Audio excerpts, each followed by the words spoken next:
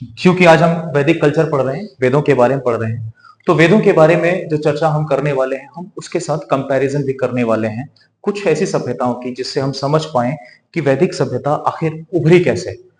और वैदिक सभ्यता के उभरने के साथ साथ एक और बहुत अब एक और बात दिमाग में आ गई तो बता देता हूं। अच्छा, एक बात सोचो कि ये सारी सभ्यताएं आई और खत्म हो गई, ऐसा क्या कारण रहा कि ये सभ्यताएं खत्म होती चली गई? क्योंकि कहीं ना कहीं सभ्यताओं, कहीं तो कुछ, चाहे हड़प्पा सभ्यता हो, चाहे उससे पुरानी सभ्यता हो, चाहे जो भी सभ्यता हो, कहीं कुछ तो इनका अवशेष बचा होना चाहिए, कुछ तो बचना चाहिए। ऐसा क्या हो गया कि सभ्यताएं अपने आप खत्म होती चली गई? चाहे वो मिस्र की सभ्यता देख लो, चीन की सभ्यता देख लो, है ना, इन सब की ईरान की सभ्यता देख, आखिर ये सभ्यताएं खत्म होती क्यों चली गई? कारण क्या रहा इनके खत्म होने का? तो एक साइंटिस्ट है, पता नहीं वॉल्टर नाम था, क्या नाम था, जॉन वॉल्टर समथिंग कुछ नाम था। उन्होंने एक रिसर्च किया। एक रिसर्च क्या किया कि उन्होंने एक सोसाइटी बनाई, बहुत बड़ी चूहों की सोसाइटी बनाई। किसकी बनाई? चूहों की सोसाइटी। और वो बहुत सारे चूहे शुरुआत में रखे, और उनके जीवन भर का, यानी वो 100-200 साल तक खाना चले, इतना खाना रख दिया, ये देखने के लिए कि क्या हो अगर इंसान के पास या किसी सभ्यता के पास सारी सुविधाएं मौजूद हों, तो सभ्यता कैसे जिएगी, वो कैसे विकास करेगी। तो शुरुआत में देखा कि वो जो चूहे थे, उन्होंने दिन भर क्या करते थे? खाते थे, पीते थे, सोते थे, और बस बच्चे पैदा करते थे। उनका काम यही था। ठीक है, खाली आदमी और काम क्या करेगा, जैसे कोरोना काल में हुआ है ना। कोरोना काल में लोगों ने क्या किया? बच्चे तो पैदा किए, अचानक जनसंख्या बढ़ गई, भारत की चीन के आगे चला गया भारत। ठीक है, नितिन तो खैर अभी बहुत पीछे है अब समझो, अब ऐसे मामले में देखा जाए तो वो जो सभ्यताएं थी, जो बनाया, जो उन्होंने देखा कि चूहे अचानक से बहुत विकास कर रहे हैं, है ना, वो अपनी जगह कैप्चर कर रहे हैं, जहां पे है खूब मिलजुल खा रहे हैं, बच्चे पैदा कर रहे हैं दुनिया भर की, यानी वो अचानक से हजारों बदल गए, हजारों की जनसंख्या बदल गए। और फिर एक टाइम आया तो वो क्या हुआ, अपने ही जो पार्टनर था उससे दूर रहने लगे, मतलब अकेलापन चुनने लगे। उनको फिर अब ना बच्चे पैदा करने ना अपने पार्टनर से, मतलब बस वो साधु जीवन जीने लगे, मतलब वो अकेला रहने लगे। और इतना चिढ़ने लगे कुछ समय के बाद, क्यों एक दूसरे को ही मारने लगे। और एक दूसरे को मारते मारते उन्होंने नाश कर दिया सभ्यता का। यानी इस एग्जाम्पल के थ्रू अगर हम समझना चाहें तो हम ये जान पाएंगे कि शायद जो सभ्यताएं, जिनके पास सुविधाएं, प्राकृतिक सुविधाएं, हर एक सुविधाएं बहुत मौजूद थी, इन सब का उपयोग करते करते भी कहीं ना कहीं थक गए, उब गए, और फिर एक पावर और एक सत्ता बनाने के चक्कर में एक दूसरे को मार मार के मिटा दिया और खत्म कर दिया। शायद यही एक सभ्यता का सही परिचय है कि एक सभ्यता का विनाश कैसे होता है। इसीलिए किसी सभ्यता को कंट्रोल करना और सुविधाएं मिनिमम करना कई बार इस हिसाब से देखा जाए तो जरूरी हो जाता है। कैसा? जैसा आपने बताया, मैंने पढ़ा कि उसमें कुछ ही इतने सारे लोग रहते हैं। हाँ, हाँ, उसमें से 15-20 लोगों की बॉडी मिली है वहां पर, बाकी क्या पता फिर ऐसे ही। हाँ, एग्जैक्टली, पलायन कर गए, वो पलायन कर गए। मतलब बाकी बोला जाता है कि आपदाओं से हुआ है, या और कुछ लोग बोलते हैं कि जो आर्य है उन्होंने आक्रमण किया है। नहीं, आर्यों का आक्रमण तो खैर तो वहां से तो मतलब वो हो जाता है कि वो लास्ट में आए हैं, और वो तो पहले ही, हाँ, वो पहले से ही मौजूद थे। हाँ। और यहाँ तक कि कई जगह आपको देखने को मिलेगा कि आर्यों की सभ्यता और वैदिक सभ्यता दोनों साथ साथ चल रही है कई जगह। मतलब अगर आप पूर्व वैदिक सभ्यता की बात करो, यानी अगर आप अर्ली वैदिक एज की बात करो, और आप हड़प्पन कल्चर की बात करो जो कि विकसित सभ्यता की ओर बढ़ गए थे काफी, वो दोनों साथ साथ चल रही हैं। तो हमें ये देखने को ऐसे प्रमाण तो नहीं मिले जहां पर आर्यों ने इनका नाश कर दिया या इनके ऊपर नरसंहार किया हो। हाँ, ये हो सकता है कुछ जगहों पर युद्ध हुए हों, लेकिन इसका कोई प्रमाण नहीं है। सिंधु घाटी सभ्यता में कुछ ही बॉडी मिली है, बिल्कुल 15 से 20, बिल्कुल बिल्कुल बिल्कुल, हाँ बिल्कुल, इतने ही मिले हैं। और ये उस सभ्यता में नहीं जहां की आप बात करो, उस सभ्यता का नाम है मोहनजोदारो, जहां पर वो स्केलेटन्स मिले हैं, 18-20 स्केलेटन मिले हैं, वही मिले हैं। और ये अलग अलग एज, अलग अलग टाइम पीरियड में मरे हुए लोग हैं, जिसमें कुछ बच्चों की भी मतलब स्केलेटन्स हैं, कुछ बड़े बूढ़ों के भी हैं, पर्टिकुलर कार्बन डेटिंग के हिसाब से। हाँ, तो ये बिल्कुल तर्क सही है, इसमें गलत क्या है? ठीक है। अब समझो, ऐसे ऐसे समझो कि जब हर एक क्या होता है, जब इंसान अपनी सुविधाओं को अपनाने की बात करता है, तो क्या करता है, वो अपने सुविधा के अकॉर्डिंग चीजों को बदलना भी चाहता है, उसमें विकास भी चाहता है। फॉर एग्जाम्पल, जैसे आपने देखा कि एक जंगली सभ्यता, ये सभ्यता तो नहीं कह सकते, एक जंगली जो होमो हेबिलिस और होमो इरेक्टस जैसा मानव जो विकास करते हुए होमोसेपियंस की जगह पर आकर देखने को मिला हमें कि मानव एक्चुअली मानव बना, है ना। होमोनिड्स के बाद होमोसेपियंस है। अब ये जो आपको देखने को मिला, ये कैसे देखने को मिला? कहीं ना कहीं उनकी इच्छा, उनकी सोचने की क्षमता, उनकी सुविधाओं को बढ़ाने की बातें, उनके अंदर जो भावनाएं हैं, ये सब चीजें एक नए विकास की ओर ले गई और इतना विकास किया उन्होंने कि बाद में एक शहरी सभ्यता खड़ा कर दिया। अब हम इस बात को भी थोड़ा तर्कसंगत कहीं मान सकते हैं या नहीं मान सकते हैं, मुझे नहीं पता, बट पॉइंट यह है, इतिहास का मतलब ये है कि जैसा प्रमाणिक हो गया है आप उसे मान लो। क्यों? क्योंकि जब तक कोई ऐसा एविडेंस नहीं मिलता जो ये प्रमाण दे सके कि ये सभ्यता और पुरानी हो सकती है। हम ये नहीं जानते कि शायद ये हड़प्पा सभ्यता 8,000 हो सकता है, ये 15-20 हजार साल पुरानी सभ्यता भी हो सकता है ये 40,000 साल पुरानी सभ्यता हो, कौन जाने। लेकिन जो आखिरी एविडेंस मिला, जिसकी कार्बन डेटिंग या यूरेनियम डेटिंग जब होती है, उससे जो टाइम पीरियड निकल कर आता है, उससे सलानी पता चलता है कि यह आखिरी साक्ष्य है जो ये प्रमाण दे रहा है कि यह सभ्यता इतनी पुरानी हो सकती है, जब तक कि अगला कोई एविडेंस ना मिल जाए, जब तक अगला कोई प्रमाण ना मिल जाए। ठीक है, जैसे आप बहुत सारे रील्स स्क्रॉल करते हो, कई जगह आपको पोस्ट दिखाई देता है कि एक हथौड़ा मिला जो 32,000 साल पुराना साक्ष्य लग रहा है। अब वो हथौड़ा कहां से आ गया 32,000 साल पुराना? आखिर कार्बन डेटिंग उसी कैसे हुई? यूरेनियम डेटिंग कैसे हुई? कुछ तो होगा। तो जब तक कोई आखिरी साक्ष्य नहीं मिल जाता, जब तक कोई प्रमाण नहीं मिल जाता कि इससे पुरानी सभ्यता होने का परिचय है ये, तब तक हम कुछ नहीं कह सकते। क्योंकि लोहे का अगर हम हथौड़ा की बात करते हैं तो लोहा तो कहीं जाके पोस्ट वैदिक पीरियड मिला, उत्तर वैदिक काल में मिला अकॉर्डिंग टू हिस्ट्री। और उत्तर वैदिक काल में लोहे की खोज होती है, तो अगर लोहा मिला तो उत्तर वैदिक काल के लोग 18 साल या 20,000 साल पुराने हो सकते हैं, 32,000 साल पुराने हो सकते हैं। तो सबसे पुरानी सभ्यता ईरानी सभ्यता हुई ना, सबसे पुरानी सभ्यता ईरानी सभ्यता हुई। और पूर्व वैदिक काल में तो लोहे जैसा यूज किया नहीं इन्होंने, लोहे का यूज किया नहीं इन्होंने। तांबा कॉपर यही यूज करते थे, कॉपर यूज करते थे, तांबा यूज करते थे, कुछ जगह सोना यूज करते थे। तो फिर आखिर ये चीजें कहते हैं। तो इतिहास प्रमाण पर बात करता है कि जो लेटेस्ट एविडेंस है उसके हिसाब से जो भी बात कही जा रही है वो सही हो सकती है या यही हो सकता है। ठीक है, इस बात को है छोड़े, आगे चले वैदिक परंपरा की ओर। ठीक है, तो वैदिक परंपरा में दो चीजें बड़ी मान्य है। दृष्टि से देखा जाए तो यूपीएससी की दृष्टि से भी या किसी भी तैयारी की दृष्टि से देखा जाए तो ये बड़ा मान्य है। पहला कि ये कहा जाता है कि जो वैदिक सभ्यता है, यानी कि जो आर्य हैं, इनका संबंध सेंट्रल एशिया से है। किससे है? सेंट्रल एशिया से है, जिसका जो फॉर्मूला जिसके बारे में बताया था मैक्स मूलर ने। किसने? मैक्स मूलर ने ये कहा कि भाई ये जो है सेंट्रल एशिया से आए। और किस रास्ते से आए? खैबर पास से। किस पास से? खैबर पास से आए। भारत में इन्होंने एंट्री की और भारत में एंट्री करने के बाद इन्होंने सप्त सिंधु प्रदेश में, कौन से प्रदेश में? सप्त सिंधु प्रदेश में, द लैंड ऑफ 7 रिवर्स में इन्होंने आकर के अपना डेरा जमाया और यहां आकर बसे। तो ये था इनकी एंट्री का विषय। लेकिन आर्यों का संबंध सेंट्रल एशिया से है, इस बात का प्रमाण क्या है? तो आर्यों का संबंध जो सेंट्रल एशिया से है वो इसलिए कहा जाता है क्योंकि ईरानियन ग्रंथ है, इस ग्रंथ में एक ऐसा ग्रंथ है जिसका नाम है जिंद अवेस्ता। क्या नाम है? जिंद अवेस्ता। तो ऋग्वेद के बहुत सारे हिस्से, बहुत सारी चीजें जिंद अवेस्ता से मिलती जुलती दिखाई दी हैं और जिसके कारण यह ज्यादा प्रमाणिक माना गया कि शायद जो आर्य इस देश में आए उनका मैक्सिमम जो हमें एविडेंस मिला है वो यही है कि सेंट्रल एशिया से ही उनका संबंध मैक्सिमम रूप में हो सकता है। क्योंकि जिंद अवेस्ता एक हिस्सा है जो ऋग्वेद में काफी मिलता जुलता है। क्यों?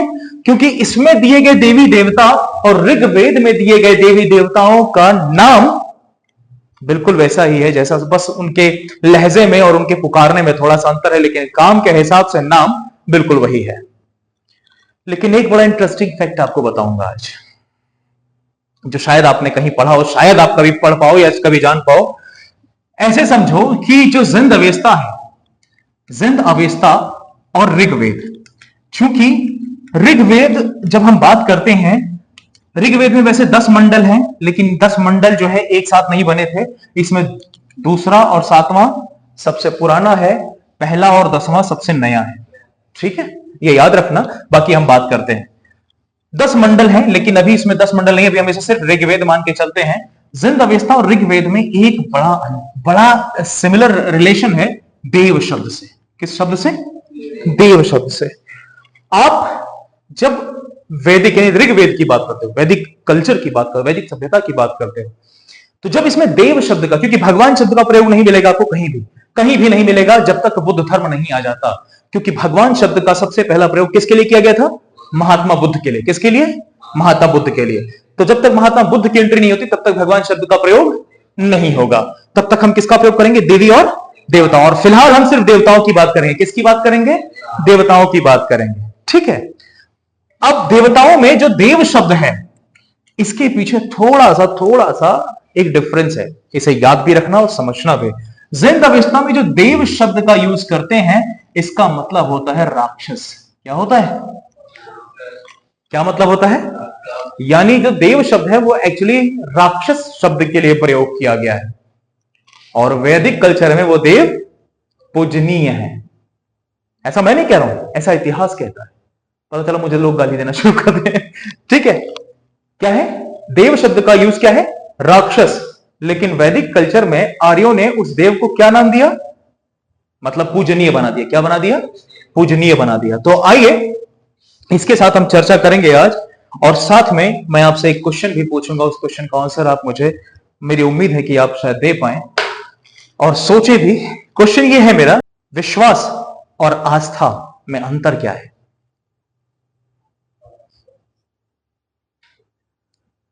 बड़ा आसान सवाल है, नहीं?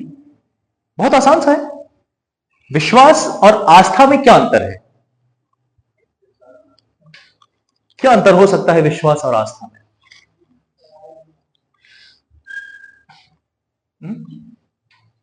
ये मत बोलो ना विश्वास मतलब वो कुमार विश्वास और आस्था मतलब कोई कन्या का नाम बता दो वही होगी, ऐसा नहीं है ना।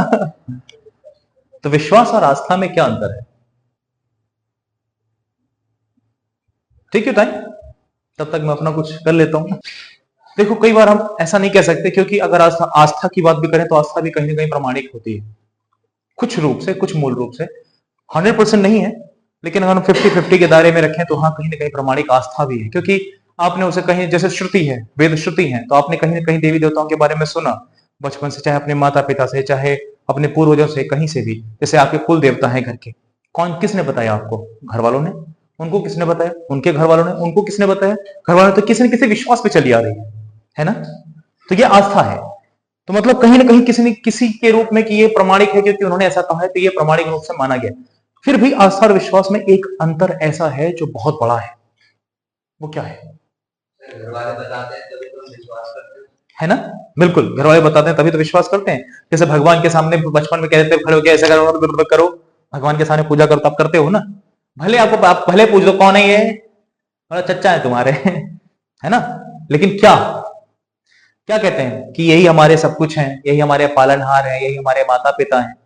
तो बच्चा क्यूरियोसिटी में ये नहीं पूछता कि तो आप कौन हो। नहीं ना। कारण, क्योंकि उन्हें कहा था ऐसा नहीं बोलते, भगवान है ना? तो इंसान, आपने वो मूवी देखी थी, क्या नाम है, ओ माय गॉड, OMG, है ना?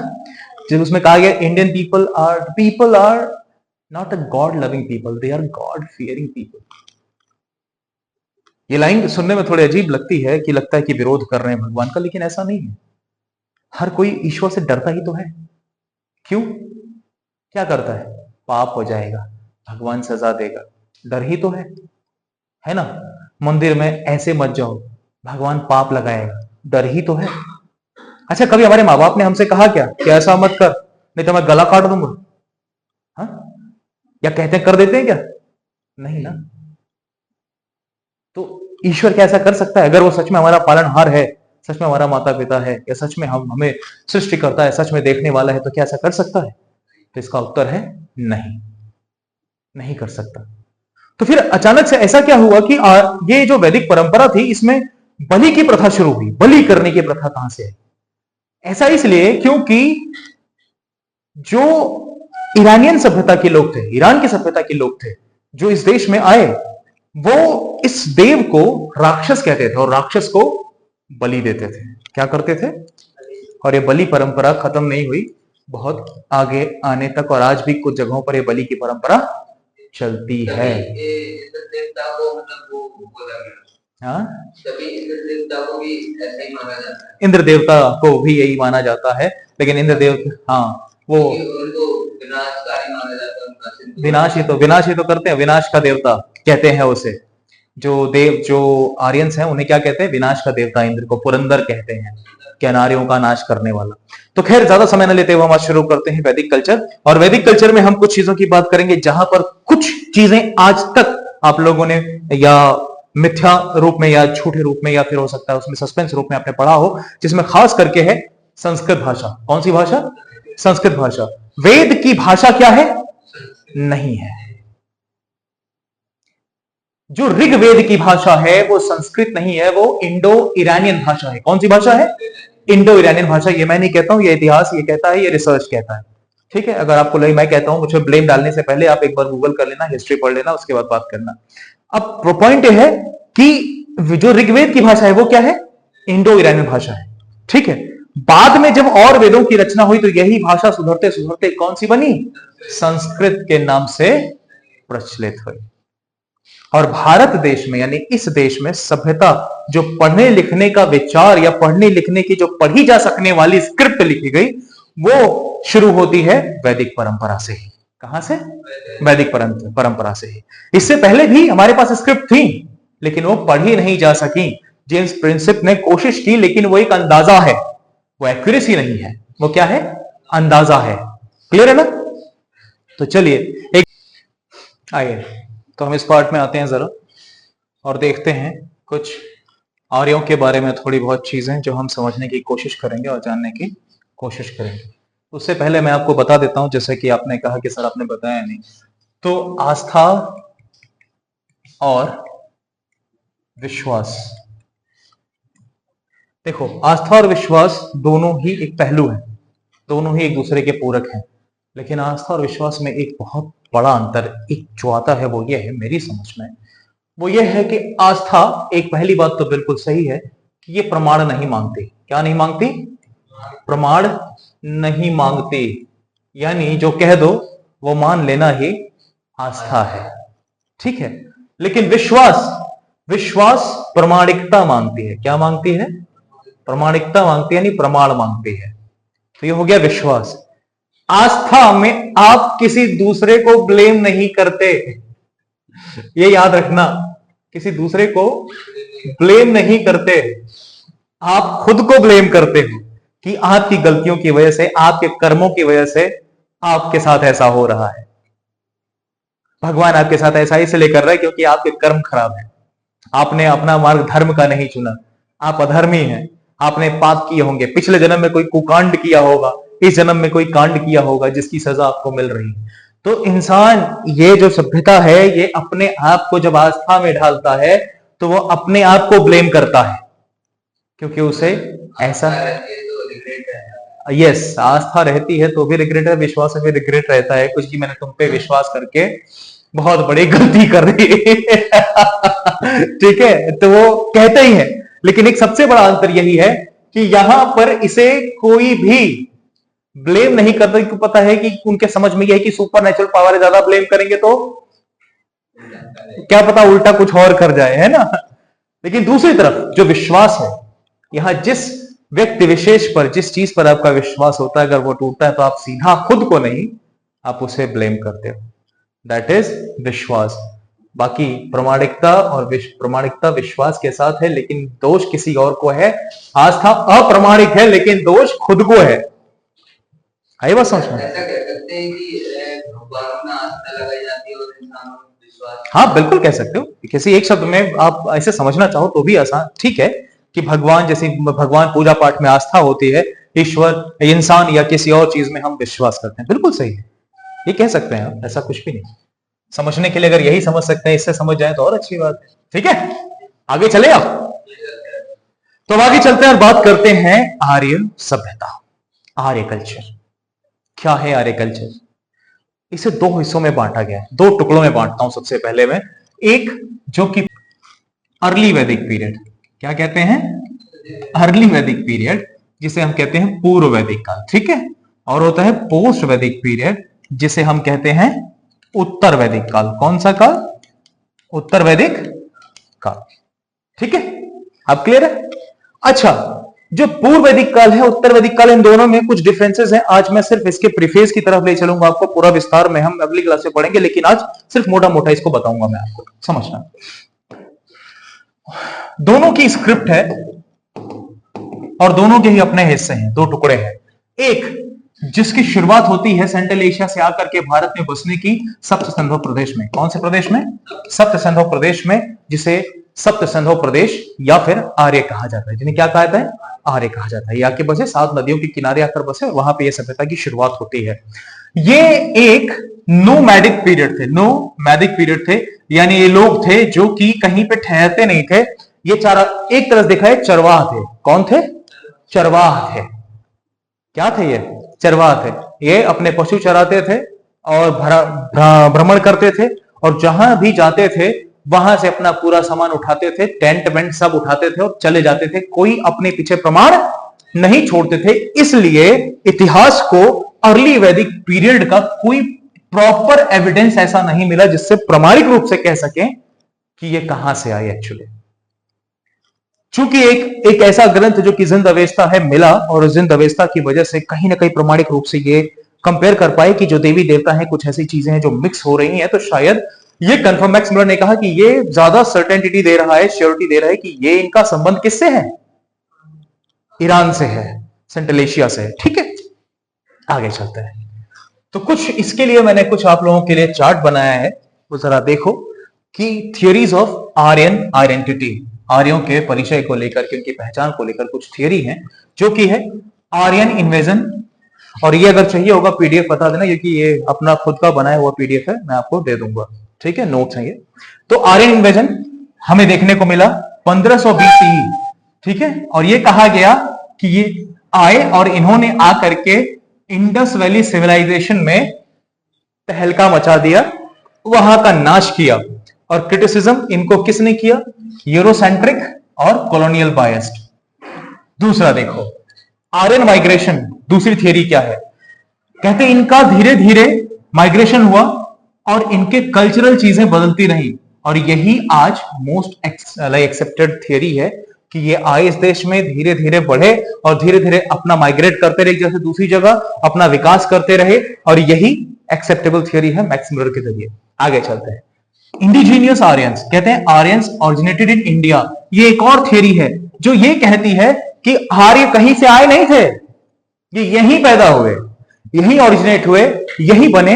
लेकिन इस थियरी को एक्सेप्ट नहीं कर पाए अब तक, नहीं इस बात का कोई प्रॉपर एविडेंस है। और दूसरी बात यह है, कारण यह है क्योंकि यह इस देश में जब भी हमें मिले, अर्ली वैदिक पीरियड का कोई भी हमें प्रमाण नहीं मिला, और इसलिए हम ये नहीं कह सकते कि ये थियरी जो है बिल्कुल सही है। अभी तक जो प्रमाणिक है वो यही थियरी है। तो जब तक अगली कोई थियरी प्रमाणिक नहीं होती, हम यही मानेंगे कि आर्य कहां से आए? माइग्रेट होकर आए। कहां से? सेंट्रल एशिया से। ठीक है, तब तक हम यही मानेंगे। बाकी आप तीनों थियरी अपने दिमाग में आप रखना, बाकी देखना। एविडेंसेस क्या क्या है? Linguistic, Sanskrit related to Indo European languages. अब देखो ये क्या कहा है, संस्कृत किससे रिलेटेड है? इंडो यूरोपियन लैंग्वेज से या इंडो ईरानियन लैंग्वेज से। ठीक है, किससे? इंडो ईरानियन लैंग्वेज से। दूसरा, आर्कियोलॉजिकल क्या क्या है? फायर अल्टार्स, फायर अल्टार्स का नाम सुना था आपने? पेंटेड ग्रे वेयर, यानी जो पेंटेड ग्रे वेयर सुनी, PGWC जो आपको देखने को मिला, PGW यानी कि जो रंगे हुए मिट्टी के बर्तन अगर आपको दिखाई दे, ऑशर पेंटेड ग्रे है ना, आपको दिखाई देते हैं। और ये फायर अल्टर्स, फायर अल्टर्स का नाम कहां सुना? आग की वेदियां कहां थी? आग की वेदियां, आग की वेदिकाएं कहां थी? राजस्थान में। कहां? राजस्थान में। भट्टियां, आग की वेदियां, भट्टियां, फायर अल्टर्स जिसे कहते हैं, और ये कहां थी? राजस्थान में। कहां पर? कालीबंगा में। तो कालीबंगा में भी फायर अल्टर्स की वजह से यहां पे ये देखने को मिलता है, फायर अल्टर्स इनके भी एविडेंस मिलता है। तो कहीं ना कहीं लगता है शायद ये वहां पे मौजूद रहे होंगे। ये एविडेंस है, ये मैं नहीं कह रहा हूं, इतिहास कह रहा है। आगे चलते हैं। लिटरेरी क्या है? ऋग्वेद, ऋग्वेद से पता लगता है कहां बसे ये? सप्त सिंधु प्रदेश में। आर्य वर्सेस 10 कॉन्फ्लिक्ट्स, यानी 10, इसके बारे में हम पढ़ेंगे। तो 10 राजा या 10 ये जो परंपरा थी उसके बारे में बात करेंगे। जेनेटिक क्या क्या है? Steep ancestry entered India after 2000 BC। यानी अगर जेनेटिकली बात करें तो जो इनका डीएनए, जो जब डीएनए रिसर्च किया गया तो डीएनए रिसर्च में जो ये थियरी है ये गलत हो गई। जब डीएनए, क्योंकि डीएनए क्या होता है, आपके पूर्वजों का एविडेंस होता है, और ये पूर्वजों के एविडेंस में ये नहीं मिला बल्कि ये ज्यादा प्रमाणिक मिला। इसलिए इसी थियरी पर आज तक हम विश्वास करते हैं, इसे ही मानते आए हैं और यही आज तक सही मानी जाती है। ठीक है, आई बात समझ में? ठीक है, आगे चलते हैं, थोड़ा सा और आगे बढ़ते हैं और इसके आगे की चर्चा। Identity markers of Aryan culture. क्या क्या आइडेंटिटी है कि जो आर्यन कल्चर में क्या क्या ऐसे प्रमाण मिलकर आए जिसकी वजह से हमने कहा कि आर्यन सभ्यता है। पहली, रिलीजन। रिलीजन में क्या है, ये प्रकृति की पूजा करते थे। किसकी पूजा करते थे? प्रकृति की। देखो, इंसानों ने यानी सभ्यताओं ने जितने भी देवी देवता बनाए उसका संबंध किसी न किसी जीवन देने वाले या जीवन संभव हो सके उसमें जो सहायता करने वाली चीजों को देवता या ईश्वर मान लिया। जैसे अग्नि, वायु, जल, पृथ्वी, आकाश, सूर्य, चंद्र, ये सब कुछ जो कुछ भी प्राकृतिक रूप से मानव जीवन को सहायता प्रदान करे या उसके जीवन को आसान बनाए या उसके जीने का जरिया बने, उसे उन्होंने ईश्वर का नाम दे दिया। इसीलिए हाँ, देवता का नाम दे दिया, जिसकी वजह से पहला प्रमाण यही है कि वो किसके पुजारी थे? नेचर के पुजारी थे। तो सबसे पहले अगर आपको कहा जाए वैदिक सभ्यता के लोग यानी आर्य लोग किसके पुजारी थे? तो प्रकृति के पुजारी थे। हड़प्पा सभ्यता में लोग किसकी पूजा करते थे? प्रकृति देवी की। किसकी? प्रकृति देवी की, है ना, नेचर गॉडेस की बात करते थे। और जब इन्होंने पूजा की तो किसकी बात की? इंद्र की, अग्नि की और वरुण की। किसकी? इंद्र, अग्नि और वरुण। जबकि इंद्र को ये विनाश का देवता कहते थे, लाइक देवता ऑफ डिस्ट्रक्शन, जो भी आप कह सकते हो, विनाश का देवता कहते थे। और यही देवता, इसका नाम ऋग्वेद में सबसे अधिक बार लिया गया है। 250 बार इंद्र शब्द का यूज आपको देखने को मिलेगा, जिसे ये पुरंदर भी कह के पुकारते थे, बुलाते थे। और पुरंदर का अर्थ होता है आर्यों, अनार्यों का नाश करने वाला। ठीक है, ओके, आगे चलते हैं। इनकी सोसाइटी कैसी थी? तो पेट्रियार्कल सोसाइटी थी, पितृसत्तात्मक सत्ता थी। यहां कौन सी सत्ता थी? पितृसत्तात्मक, यानी पिता ही सबसे, यानी पुरुष ही सबसे प्रमुख होता था। स्त्रियों का स्थान अर्ली वैदिक पीरियड में सभा समिति जैसे जगहों पर बैठने का था, यानी उनको कुछ इज्जत प्रमाणिक थी। जैसे कुछ धार्मिक परंपराएं हैं जो हमारी रिलीजियस हैं, उसमें हमें क्या होता है कि हम सभी में एक जनेऊ परंपरा होती है, उपनयन संस्कार जिसे कहते हैं। तो अर्ली वैदिक पीरियड में महिलाओं को भी उपनयन संस्कार होता था, लेकिन उत्तर वैदिक काल में आते ही महिलाओं से भी वो संस्कार छीन लिए गए और उनकी जो दशा थी, उनकी स्थिति को कमजोर कर दिया गया। इसलिए सोसाइटी कौन सी थी? पेट्रियार्कल थी और वर्ण इवॉल्विंग थी। वर्ण इवॉल्विंग, इसके दो अर्थ हैं, पहला रंग और दूसरा है स्किल। तन नहीं नहीं है, हाँ कर्म, वही कर्म कह सकते हो, लेकिन स्किल्स। तो ऐसा जो सबसे ज्यादा प्रमाणिक माना गया, पहले कुछ जगह कुछ समय तक कुछ किताबों में पहले कहा गया कि काले गोरों का फर्क होता था। आपने गानों में भी सुना होगा कई बार। तो काले रंग का और गोरे रंग का फर्क, यानी जो काले हैं या जो गोरे नहीं है वो अनार्य हैं, यानी हम जैसे लोग अनार्य होते।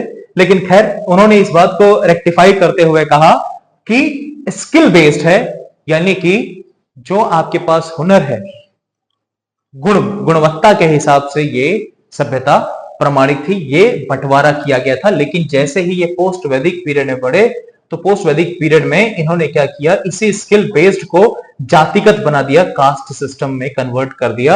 यानी जो स्किल्स सिर्फ गुण के हिसाब से अलग अलग वर्गों में बटे हुए थे, बाद में उसे जन्म से प्रमाणिक बना दिया और इस तरीके से जाति व्यवस्था की शुरुआत हुई। ठीक है, आगे चलते हैं। इकोनॉमी कैसी थी? इकोनॉमी पेस्टोरल थी, यानी कि ज्यादातर किस पे बेस थी? एग्रीकल्चर पर और कैटल वेल्थ पर। लेकिन सबसे बड़ा धन इनका कोई था तो वो क्या था? पशु और गाय इनका सबसे बड़ा धन था। यानी गाय को ही ये सब कुछ मानते थे, जिसकी वजह से इन्होंने गाय का नाम रखा था अघन्या। और अघन्या यानी कि गाय की हत्या नहीं करना, यानी कि सफेद गाय, यानी कि अघन्या का मतलब सफेद गाय की हत्या नहीं करना है, सिर्फ और सिर्फ उसको बचाना है, इसकी हत्या करने वाले को छोड़ा नहीं जाएगा, बख्शा नहीं जाएगा। तो इनका जो महत्व था सबसे ज्यादा किसका था? सफेद गाय का। कौन सी गाय का? सफेद गाय का। फिर वो गाय चाहे लाल, काली, पीली, हरी, नीली हो, उनसे उनका कुछ लेना देना नहीं था, उन्हें सिर्फ सफेद गाय से मतलब था, सफेद गाय से। ठीक है, तो कहीं ना कहीं ये जो आप देखते हो डिस्क्रिमिनेशन देखते हो, इससे कहीं ना कहीं कभी कई बार ऐसा लगता है कि जो रंग की व्यवस्था थी शायद वही ये लोग मानते थे, रंग भेद को ज्यादा प्रमाणिक मानते थे, इसलिए सिर्फ सफेद गाय को महत्व देते थे, दूसरे रंग को नहीं देते थे। कुछ जगहों पर यह प्रमाण, लेकिन बाद में इस चीज पर ज्यादा सवाल ना उठे तो इसे स्किल बेस में कन्वर्ट कर दिया गया, ऐसी मेरी थियोरी कहती है। मैं नहीं जानता एक्चुअली क्या है, लेकिन ऐसा मेरा मानना है। दूसरा, पॉलिटिक्स। यहां पे राजन, यानी राजन तो आपको ये पोस्ट वैदिक पीरियड में देखने को मिलेगा। किस पीरियड में? पोस्ट वैदिक पीरियड में आपको देखने को मिलेगा, यानी उत्तर वैदिक काल में देखने को मिलेगा। सभा और समिति पहले भी होती थी, लेकिन पहले इसमें महिलाएं भी हिस्सा लेती थी, बाद में महिलाएं हिस्सा नहीं लेती थी। एक में बड़े बूढ़े लोग हिस्सा लेते थे और एक में समाज के जवान लोग हिस्सा लेते थे। ठीक है, ये समझना, इसके बारे में स्पेशली चर्चा करेंगे। तो ये है कुछ आपकी बातें उत्तर मतलब ऋग्वेद को लेकर के, वैदिक कल्चर को लेकर के। ऋग्वेद वर्सेस जिंदावेस्ता। जैसे हमने जिंदावेस्ता के बारे में चर्चा की, बात की, और ऋग्वेद के बारे में बात की, दोनों ही सभ्यताओं के, दोनों ही चीजों के बारे में बात की, दोनों ही ग्रंथों के बारे में बात की। अब हम समझते हैं कि दोनों में अंतर क्या था, दोनों अलग अलग क्या महत्व रखते थे। तो ऋग्वेद की लैंग्वेज क्या थी? वैदिक, संस्कृत या इंडो ईरानियन। क्या थी? Indo Iranian. और यहां पर जब हम आए तो यहां पे क्या है? ओल्ड ईरानियन लैंग्वेज थी, जिसे अवेस्तन भाषा कहते थे। क्या कहते थे? अवेस्तन भाषा। स्ट्रक्चर कैसा था? तो इसमें 10 मंडल और 1028 हाइम्स थे। ठीक है, यानी कि 10 मंडल और 1028 मंत्रों का उच्चारण था। लेकिन आप ऐसे समझो कि 10 मंडल इसमें पहले नहीं आए, 10 मंडल इसमें पहले नहीं थे।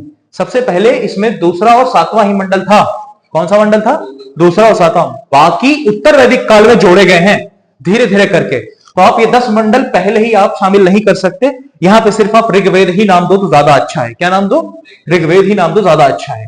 उसके बाद यहां पे देखो, यहां पे घट, यस्न, यष्ट और वेंदिदात, ये सारे हिस्से थे इसमें देखने को मिले हमें। ये नाम है, ये याद रखना।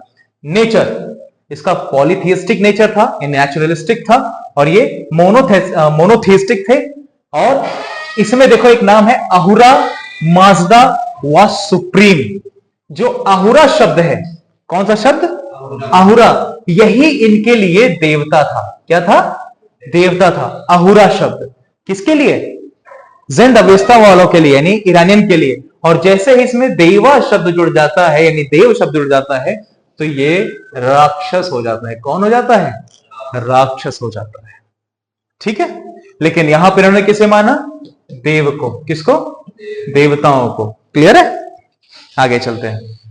ऋग्वेद दायती, ऋग्वेद के देवता कौन कौन से थे देखो जरा। मित्र, यानी मित्रा। अवेस्ता में क्या था? मित्रा। यहां पे देखना, मैं शब्द आपको चर्चा दिखाता हूं। इसमें क्या है? मित्र। इसमें है मित्रा।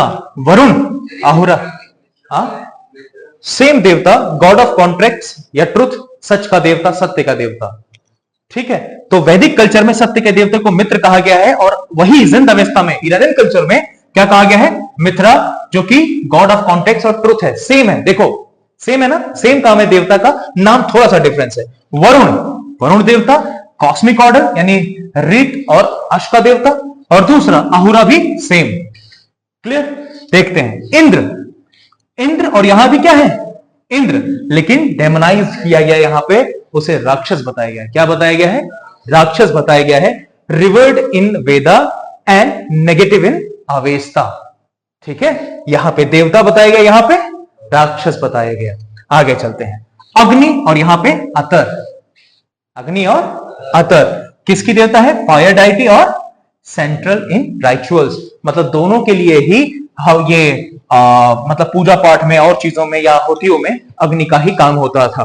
सोम, सोम एक प्लांट है, नशीला पदार्थ है, और जिसे यहां पे हौमा कहा गया। क्या कहा गया? हौमा। और इसे क्या है? सैक्रेड राइचुअल ड्रिंक कहते हैं। एक्चुअली जब यही इकलौता ऐसा साक्ष्य है, मैं पता नहीं बाद में इस बारे में चर्चा हो पाए ना हो पाए, लेकिन सोम ही एक ऐसा पार्ट है, एक ऐसा फैक्ट है, जिसकी वजह से यह भी कहा जाता है कि शायद यही एक कारण हो, या यही एक तथ्य है जिसकी वजह से हमें यह पता लग पाता है जो ये आर्य थे ये कहीं ना कहीं हिमालय पे कहीं ना कहीं गए हुए थे, हिमालय को भी ये जानते थे।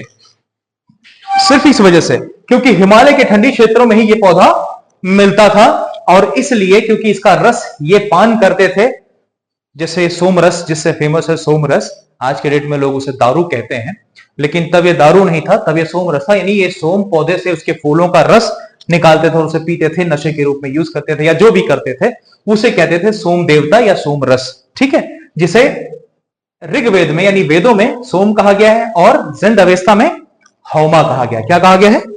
हौमा। दूसरा, ऋग्वेद यानी वेद में सूर्य, और वही यहां पर क्या क्या है? वारे क्षेता।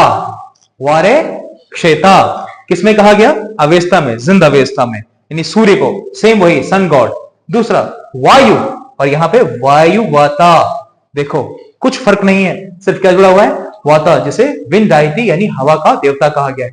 यहां पे यम है और यहां पे इमा, यम और इमा, जो कि डेथ ऑफ गॉड है वर्सेस कल्चरल हीरो, इसलिए क्योंकि जो फैसला करता है और दंड देता है।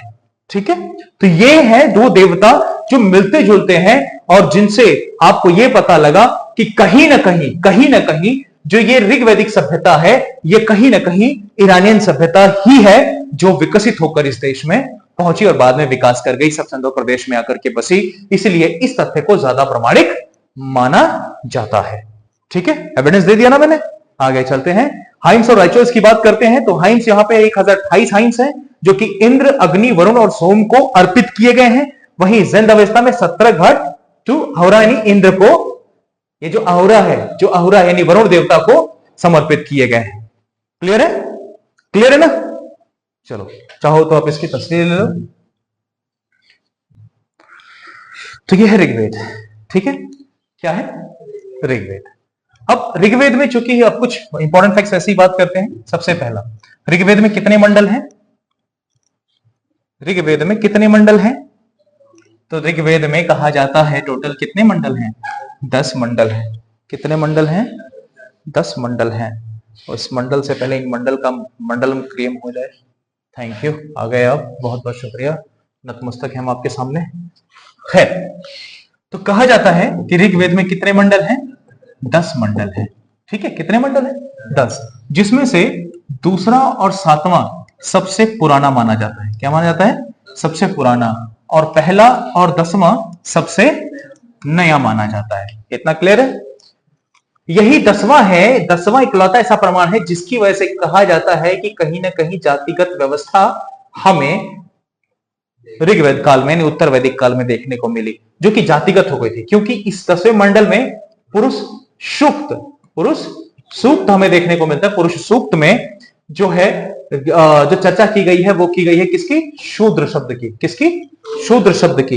यानी अगर आपसे पूछे कि शूद्र शब्द की उत्पत्ति कहां होती है, शूद्र शब्द हमें कहां मिलता है, तो मिलता है ऋग्वेद के 10वें मंडल के पुरुष सूक्त में। कौन सा शब्द मिलता है? शूद्र शब्द मिलता है। कौन सा शब्द? शूद्र शब्द मिलता है। आगे हम पढ़ेंगे कैसे यहां पर 16 संस्कारों की रचना हुई। 16 संस्कार, विवाह के 8 प्रकार कैसे हमें देखने को मिले, है ना? 8 तरीके विवाह कैसे हुए, 8 तरीके विवाह कैसे करते थे, जो आज के डेट में लव मैरिज के नाम से फेमस है। ऐसा नहीं है कि तब लोग लव मैरिज नहीं करते, तब भी लोग लव मैरिज करते थे, लेकिन सिर्फ उसकी एक परंपरा थी, उसे अंतरजातीय और अंतरजातीय विवाह कहते थे। उस अंतरजातीय विवाह में कुछ ऐसी प्रक्रियाएं थी जहां पर क्या होता था, जो ब्राह्मण वर्ग था, उस ब्राह्मण वर्ग को 3 कुलों से विवाह करने का प्रचलन था, और उसके बाद क्षत्रिय जो था, जाति के लोग, उनको 2 कुलों में विवाह करने का प्रचलन था, और वैश्य और शूद्रों को आपस में ही विवाह करने का प्रचलन था, किसी और जाति से विवाह करने का प्रचलन नहीं था। ये तो जो मैं आपको आगे बताऊंगा, लेकिन यही है वो, एक कई सारे विवाह करना या 2 विवाह करना जो भी था, इनके पास ये अपने प्रमाण थे, खुद के थे, उन्होंने रखे हुए थे। तो 8 तरीके विवाह करना और 16 संस्कार होना, और मानव जीवन को 4 चरणों में बांट देना। कितने चरणों में? 4 चरणों में। 4 वेद होना। 4 वेद कौन कौन से? ऋग्वेद, सामवेद, यजुर्वेद और अथर्ववेद।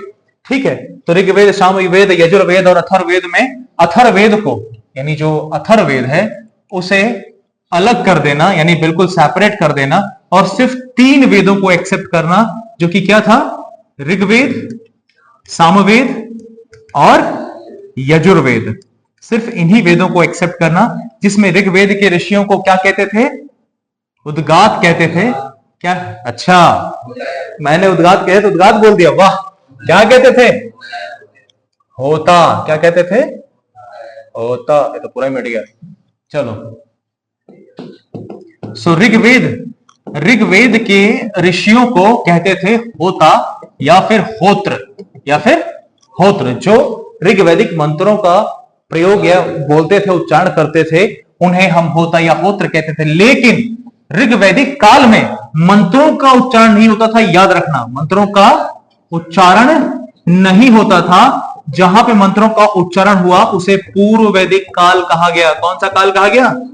तो मंत्रों का उच्चारण, ऋग्वेद में दिए गए मंत्रों का उच्चारण खुद उत्तर वैदिक पूर्व वैदिक काल में नहीं होता था, अर्ली वैदिक पीरियड में नहीं होता था। इसका उच्चारण शुरू हुआ उत्तर वैदिक काल से। तो इसका ध्यान रखना, मंत्रों का उच्चारण नहीं हुआ, क्योंकि मंत्रों का उच्चारण की शुरुआत होती है सामवेद से। किससे? सामवेद से। जबकि किसके? गीत या गायन, जब स्वर निकाले जाते हैं, जब गीत का आविष्कार होता है, जब इसे गीतों में पिरोया जाता है, तो 1028 मंत्रों में से कुछ मंत्रों को छोड़ करके बाकी सभी मंत्रों को सामवेद में शामिल किया गया है। और जिसके ऋषियों को क्या कहते थे? उद्गात कहते थे। क्या कहते थे? उद्गात कहते थे। क्या कहते थे? उद्गात कहते थे। और ये यजुर्वेद के ऋषियों क्या कहते थे? अध्वर्यु। क्या कहते थे? अध्वर्यु कहते थे। वैसे ही यजुर्वेद के ऋषियों को अध्वर्यु कहते थे। अध्वर्यु, ठीक है। जो इन मंत्रों का उच्चारण करते थे उसे अध्वर्यु कहते थे। ऋग्वेद देवताओं को समर्पित है, सामवेद गीत को समर्पित है, और यजुर्वेद जो वैद्य आपको जड़ी बूटियां वगैरह या फिर वैद्य के बारे में बताता है, वो ये है, यजुर्वेद है, ठीक है। और यज्ञ हवन का भी यजुर्वेद में आपको उच्चारण मिलता है। यानी यज्ञ हवन में जो अश्वमेघ यज्ञ है, अश्वमेघ यज्ञ भी आपको यहां देखने को मिलता है। किसमें? यजुर्वेद में। कई बार बोलते हैं यह अश्वमेघ यज्ञ कहां देखने को मिलेगा, किस वेद में है इसकी चर्चा? तो यजुर्वेद में है, ठीक है। अच्छा, इन्होंने जिन नदियों को इन्होंने ज्यादा सम्मान दिया, वो नदियां थी गंगा, यमुना और सरस्वती। गंगा, यमुना और सरस्वती। गंगा का जिक्र इन्होंने सिर्फ एक बार किया, यमुना का जिक्र इन्होंने 3 बार, और सरस्वती का उपयोग इन्होंने 2 बार किया। और साथ ही साथ इन्होंने जो सिंधु नदी है,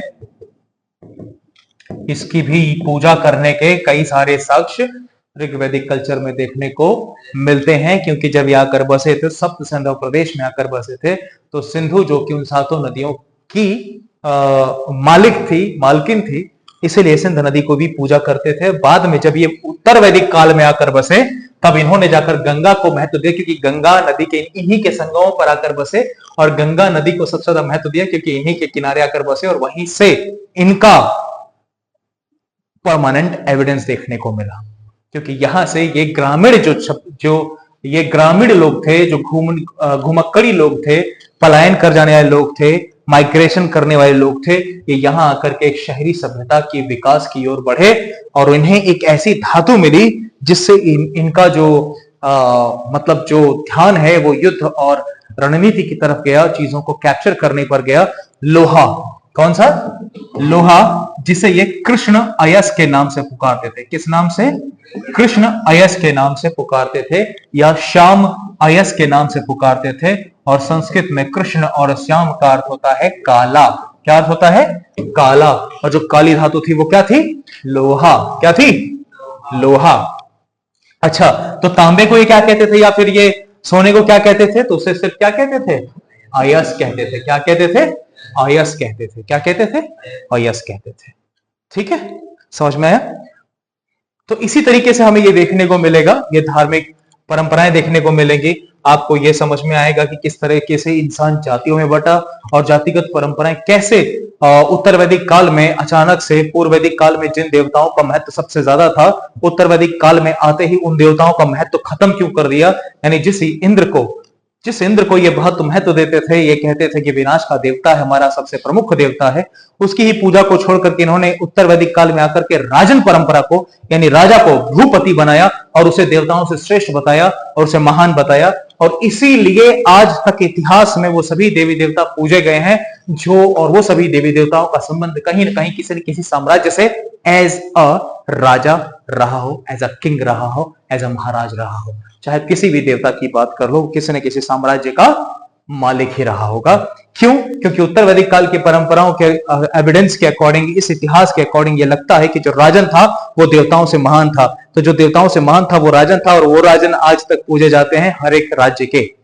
ठीक है, थोड़ा सा सुनने में वियर्ड है लेकिन है यही, तो क्या कह सकते हैं, इतिहास इस बात की गवाही देता है। हम कौन कहने वाले हैं इस बात को, है ना। तो ये आपको देखने को मिला। तो आज के लिए बस इतना काफी है। कल हम इसके बारे में और डीपली चर्चा करेंगे, इसके वेदों के बारे में और उपवेदों के बारे में। उसके बाद वेद उपवेद तो ठीक है, लेकिन एक चीज मैं आज आपको बता देता हूं, एक ग्रंथ और होता है जिसे कहते हैं ब्राह्मण ग्रंथ। क्या कहते हैं? ब्राह्मण ग्रंथ। ठीक है, आप इसे समझना। वेद उपवेद होते हैं, ठीक है, वेद होते हैं, उपवेद होते हैं, ब्राह्मण ग्रंथ होते हैं, और उसके बाद एक और है अरण्य। एक शब्द मिलेगा आपको अरण्य, है ना, जिसका मतलब होता है जंगल। क्या होता है? ठीक है। उपनिषद को दूसरी भाषा में वेदों का अंत कहा जाता है। क्या कहा जाता है? वेदों का अंत। जब वेदों का अंत शब्द उपयोग करते हैं तो किसके लिए कहते हैं? उपनिषद के लिए है। और उपनिषद से वेदों का अंत होने के पीछे सबसे बड़ा कारण क्या है? क्योंकि उपनिषद पूरी तरह से मौखिक हो चुका था। क्या हो चुका था? मौखिक हो चुका था। उपनिषद का अगर हम अर्थ समझें तो आप इसे फिजिकली ऐसे समझ पाओगे कि एक चबूतरा मान लो है, एक चबूतरा बना हुआ है जहां पे गुरु ऊंचाई पर बैठ करके, आसन लगा के, नीचे जो शिष्य बैठे हैं उनको ज्ञान दे रहा है। इस व्यवस्था को उपनिषद कहते हैं। क्या कहते हैं?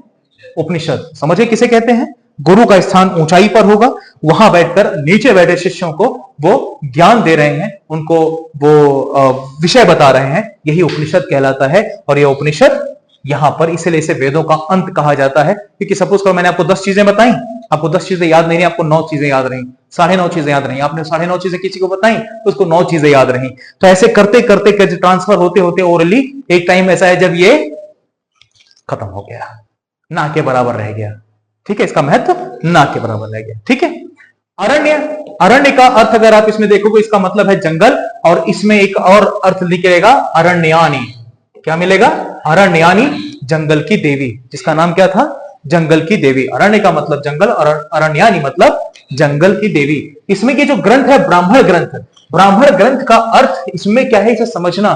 जो वेद हैं, वेदों की परिभाषा बताने वाले, वेदों की व्याख्या करने वाले ग्रंथों को, किसको? वेदों की व्याख्या करने वाले ग्रंथों को ब्राह्मण ग्रंथ कहा जाता है। कौन सा ग्रंथ कहा जाता है? ब्राह्मण ग्रंथ कहा जाता है। ठीक है। तो ऐसे हम सभी चीजें वेद, वेदांग ग्रंथ, और जैसे ब्राह्मण ग्रंथ, फिर हम इसमें हम सभी पढ़ेंगे, जितने भी हैं जो ग्रंथ हैं इनके बारे में चर्चा करेंगे, और ये क्यों थे, इनका अर्थ क्या था, व्यवस्था कैसे बदली, व्यवस्था कैसे खत्म हुई, इन सब के बारे में चर्चा करेंगे।